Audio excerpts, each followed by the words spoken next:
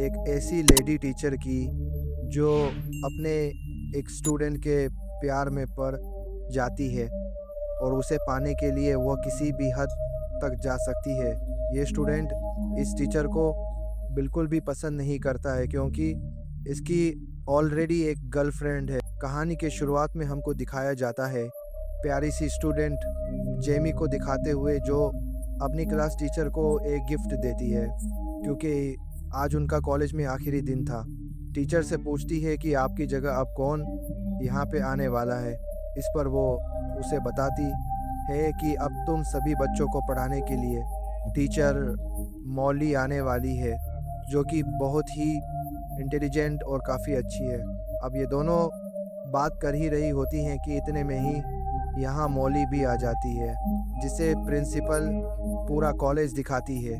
तभी मॉली की नज़र ग्राउंड में खेल रहे एक लड़के डैनी पर पड़ती है, जिसे देखते ही वो उस पर फिदा हो जाती है। लेकिन वो ये नहीं जानती थी कि डैनी जेमी का बॉयफ्रेंड है और ये दोनों एक ही क्लास में पढ़ते हैं। इसके बाद हम डैनी को जेमी के साथ देखते हैं, जहां ये दोनों अपनी आने वाली रिलेशनशिप एनिवर्सरी को लेकर काफ़ी एक्साइटेड थे क्योंकि इसने ये दोनों पहली बार इंटीमेट होने वाले थे। इसके बाद हम जेमी के डैड को देखते हैं जो बस पूरा दिन घर में रहकर पबजी डीजे डॉट काफ़ी कमज़ोर लग रहा था। इस पर डैनी भी मॉली की बात मान जाता है और उससे एक्स्ट्रा क्लास लेने के लिए राज़ी हो जाता है। इसी दौरान मॉली उसे अपने पास बैठा है और उससे कहती है कि अगर तुम्हें अच्छे कॉलेज में एडमिशन लेना है तो तुम्हें कल से ही क्लास लेना शुरू कर देना चाहिए। दरअसल यह सब मॉली की एक चाल थी।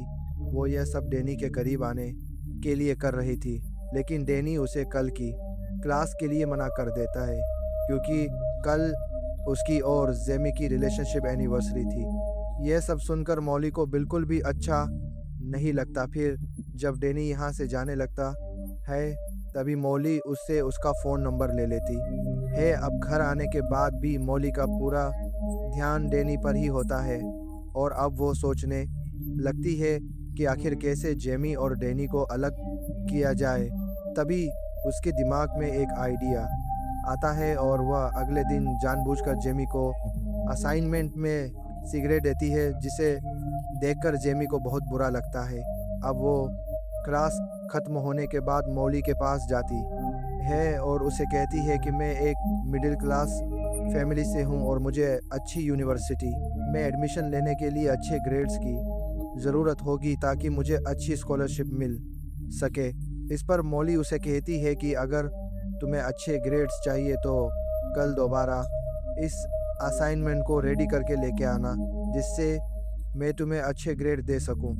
यह सुनकर मॉली को अपनी एनिवर्सरी के बारे में बताती है जो कि आज ही थी।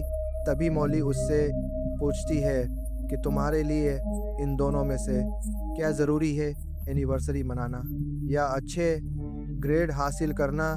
इस पर जेमी कोई जवाब नहीं देती और यहाँ से चली जाती है। इसके बाद वो डैनी से मिलती है और उसे सारी बात बताती है, साथ ही आज रात के लिए उससे माफ़ी भी मांगती है क्योंकि उसे अच्छे ग्रेड लाने के लिए आज इस असाइनमेंट को पूरा करना था।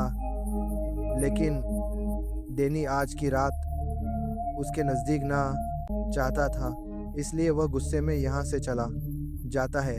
थोड़ी देर बाद मॉली डैनी के पास आती है और उसे अपने साथ डिनर करने के लिए कहती है, जिसके लिए वह मान जाता है और दोनों एक रेस्टोरेंट में पहुंच जाते हैं जहां मॉली डैनी से उसकी लव लाइफ के बारे में पूछती है। तब वह थोड़ा हिचकिचा हुए उसे बताता है कि अभी तक जेमी और उसके बीच कुछ भी नहीं हुआ है क्योंकि जेमी अभी इन सब चीज़ों के लिए रेडी नहीं है।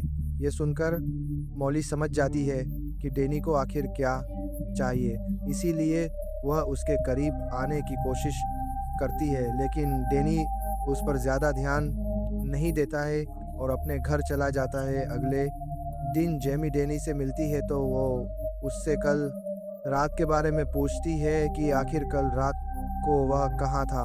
इस पर डैनी उससे झूठ बोलते हुए कहता है कि मैं अपने दोस्तों के साथ थामी को ये सुनकर बहुत बुरा लगता है क्योंकि डैनी के दोस्तों ने उसे पहले ही बता दिया था कि वह कल रात उनके साथ नहीं था।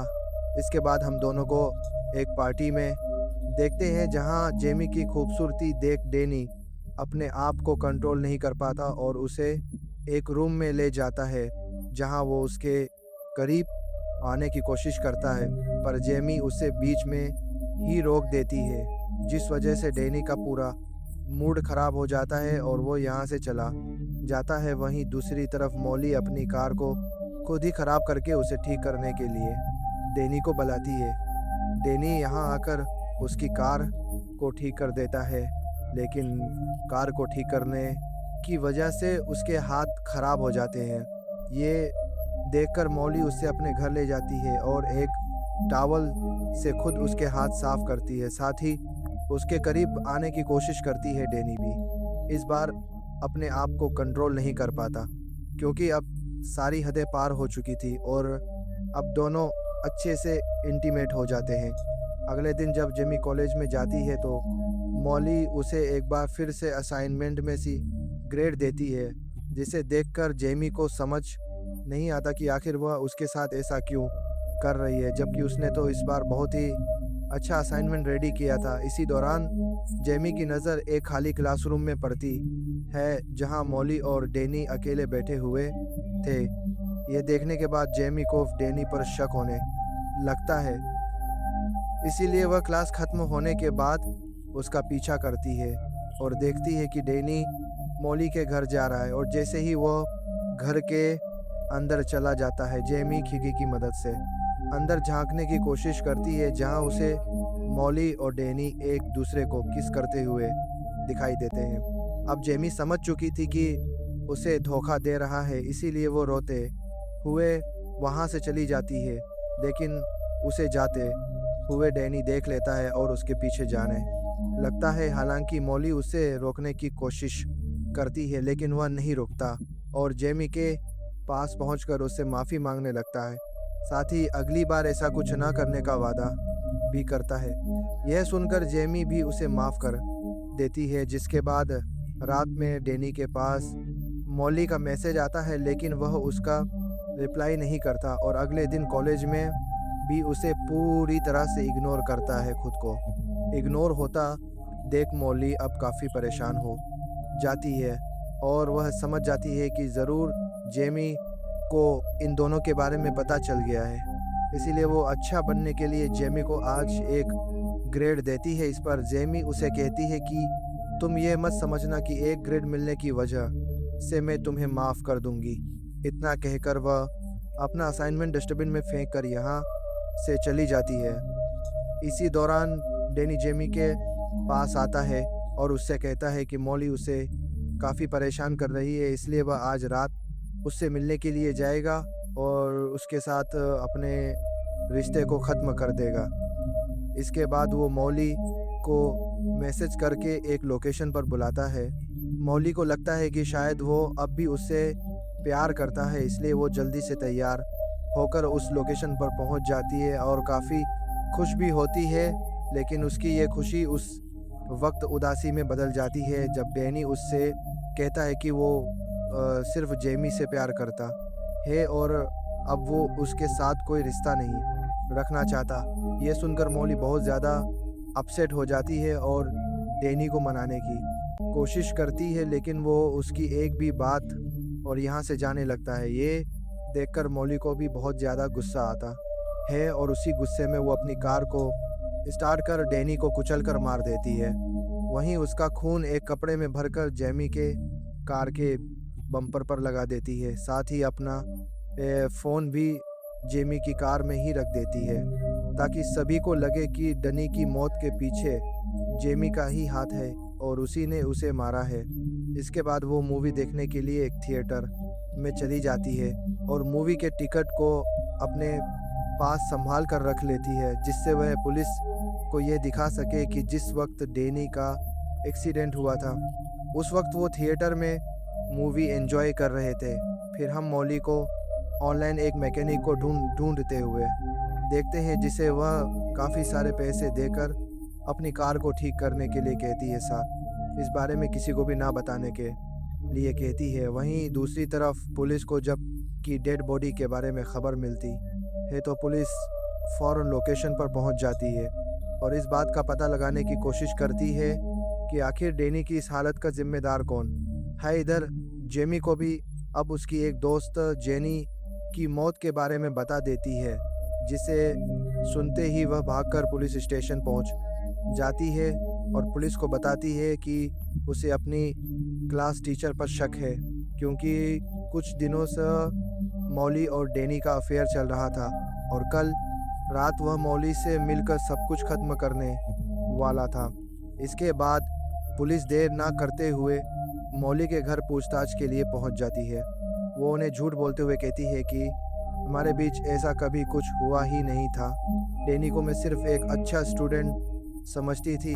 साथ ही वह भी दिखाती है और अपने चोरी हुए फ़ोन के बारे में भी बताती है, जो कि असल में उसने खुद ही जेमी की कार में रखा था। मौली की बात सुनने के बाद और टिकट देखने के बाद पुलिस को भी लगने लगता है कि शायद वो सब सच बोल रही है। इसके बाद पुलिस शक के आधार पर जेमी के घर तलाशी लेने के लिए जाती है और जब उसकी कार को चेक करती है तब उन्हें कार के बम्पर पर डैनी का खून लगा हुआ मिलता है। साथ ही उन्हें जेमी की कार से मौली का फ़ोन भी मिल जाता है, जिसमें डैनी से मिलने का मैसेज भी आया हुआ था। इन सभी सबूतों को देखते हुए पुलिस जेमी को अरेस्ट कर लेती है, लेकिन जेमी के पेरेंट्स उसे बेल पर रिलीज़ करवा लेते हैं। जेमी अपनी मॉम को बताती है कि उसे लगता है कि जेनी का खून किसी और ने नहीं बल्कि मौली ने ही किया है। अब जेमी की मॉम मौली के खिलाफ सबूत इकट्ठा करने की कोशिश करने लगती है ताकि वह जेमी 12 के ऊपर से डैनी के खून का इल्ज़ाम हटा सके। इसके लिए वह सबसे पहले कॉलेज जाती है और चुपचाप मौली के बैग से उसकी कार की चाबी निकाल लेती है और फिर उसकी कार को चेक करती है और तभी उसे उस मैकेनिक के बारे में पता चलता है। वो मैकेनिक के पास जाकर उसे मौली के बारे में पूछताछ करती है, लेकिन वो उन्हें झूठ बोलते हुए कहता है कि मेरे पास ना तो इस नाम की कोई लेडी आई और ना ही कोई कार आई। यह सुनकर जेमी की मॉम काफ़ी परेशान हो जाती है और वह उदास होकर यहाँ से जाने लगती है कि तभी उनके पास में मैकेनिक की एक एम्प्लॉय आती है और सारा सच बता देती है कि किस तरह मौली ने काफ़ी सारे पैसे देकर अपनी कार को ठीक कराया है। जेमी की मॉम जब उसे पुलिस के सामने यही सच बताने के लिए कहती है तो वो इसके लिए मना कर देती है, क्योंकि मैकेनिक उसे जॉब से निकाल देता और यह जॉब उसके लिए बहुत ज़रूरी थी। इसके बाद जेमी की मॉम घर आकर अपने हस्बैंड से इस बात को शेयर करती है और जेमी भी चुपचाप उनकी बातें सुन लेती है और वो अपनी मॉम से मौली के घर जाने के लिए कहती है, पर वो उसे मना कर देती है क्योंकि उसके पैर में ट्रैकर लगा हुआ था जो कि पुलिस ने लगाया था, जिससे जेमी कहीं भाग ना सके। हालांकि इस वक्त तो जेमी अपनी मॉम की बात सुन लेती है, लेकिन रात में जब इसके पेरेंट्स सो जाते हैं तभी अकेले ही मौली के घर पहुंच जाती है और अपने फ़ोन में रिकॉर्डिंग ऑन कर लेती है ताकि मौली की सच्चाई रिकॉर्ड हो जाए। लेकिन उसका यह प्लान फेल हो जाता है क्योंकि मौली को जल्द ही पता लग जाता है कि वो रिकॉर्डिंग कर रही है, इसीलिए वो उसके हाथ से फ़ोन छीन लेती है और गुस्से में आकर सारा सच उगल देती है कि हाँ, उसने डैनी को मारा है और अब वो जेमी को भी मार देगी। इसके बाद वो जैसे ही चाकू उठाकर जेमी को मारने के लिए आगे बढ़ती है तभी पुलिस वहाँ पे आ जाती है और पुलिस यहाँ आई थी उस ट्रैकर की वजह से। दरअसल जेमी जब अपने घर से बाहर निकली थी तभी पुलिस ने उसके पैर में बंधे ट्रैकर की मदद से उसे ट्रैक करना शुरू कर दिया था, जिसके बाद पुलिस जेमी को रिहा कर देती है और मौली को अरेस्ट कर अपने साथ ले जाती है। इसी के साथ यह कहानी यहीं पर ख़त्म हो जाती है।